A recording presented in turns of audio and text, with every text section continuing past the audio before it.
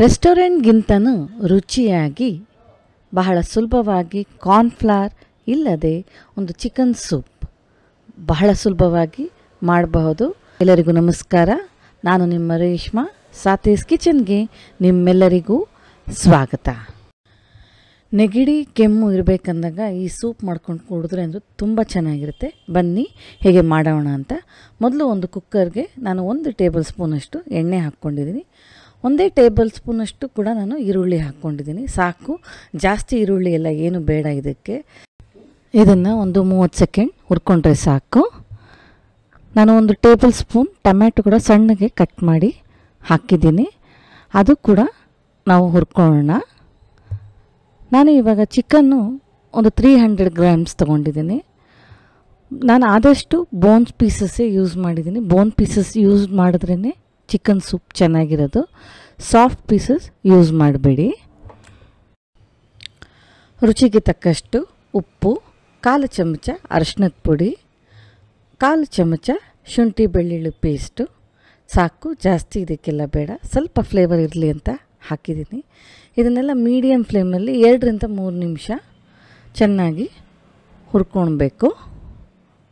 ಅದಾದ ನಂತರ 1/4 ಕಪ್ಪಷ್ಟು ಪುದೀನ ಎಲೆಗಳನ್ನು ನಾನು ಸಣ್ಣಕ್ಕೆ ಕಟ್ ಮಾಡಿ ಹಾಕಿದ್ದೀನಿ.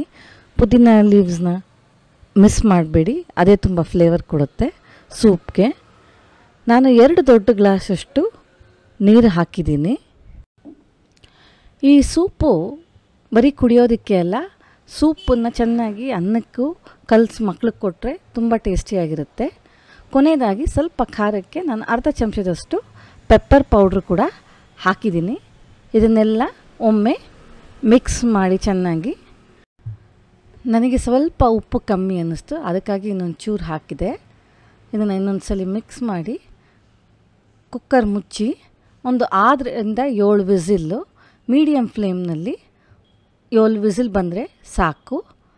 ನಿಮಗೂ ಕೂಡ ಖಂಡಿತ ಇಷ್ಟ ಆಗುತ್ತೆ. ಯಾಕಂದರೆ ಕಡಿಮೆ ಸಮಯ ಹಾಗೂ ಕಡಿಮೆ ಪದಾರ್ಥದಿಂದ ಬಹಳ ಸುಲಭವಾಗಿ ಮಾಡುವಂತಹ ಸೂಪು. ನೋಡಿ, ಇವಾಗ 7 ವಿಸಿಲ್ ಆಗಿದೆ. ಇದು ತಣ್ಣಗಾಗಕ್ಕೆ ಬಿಡೋಣ. ತಣ್ಣಗಾಗಿದೆ, ಇವಾಗ ಸರ್ವ್ ಮಾಡೋಣ. ಇವತ್ತು ಮಾಡಿರೋವಂಥ ಈ ಚಿಕನ್ ಸೂಪು ತಮ್ಮೆಲ್ಲರಿಗೂ ಇಷ್ಟ ಆಗಿರುತ್ತೆ ಅಂತ ತಿಳ್ಕೊಂಡಿರ್ತೀನಿ. ಇಷ್ಟ ಆಗಿದ್ದರೆ ಒಂದು ಲೈಕ್ ಕೊಡಿ ಮತ್ತು ನಿಮ್ಮ ಅನಿಸಿಕೆಗಳನ್ನು ಕಮೆಂಟ್ ಸೆಕ್ಷನ್ನಲ್ಲಿ ತಿಳಿಸಿ. ಹಾಗೆ ಮತ್ತೊಬ್ಬರಿಗೆ ಉಪಯೋಗ ಆಗೋದಕ್ಕೆ ಈ ರೆಸಿಪಿಯನ್ನು ಶೇರ್ ಮಾಡಿ. ಹಾಗೆ ಕೊನೆಯದಾಗಿ, ಪ್ರೀತಿಯಿಂದ ಮಾಡಿದ ಅಡುಗೆ ಸುಮಾರಾಗಿದ್ದರೂ ಕೂಡ ಸೂಪರಾಗಿ ಟೇಸ್ಟಿಯಾಗಿರುತ್ತೆ. ನಿಜ ಅಲ್ವಾ?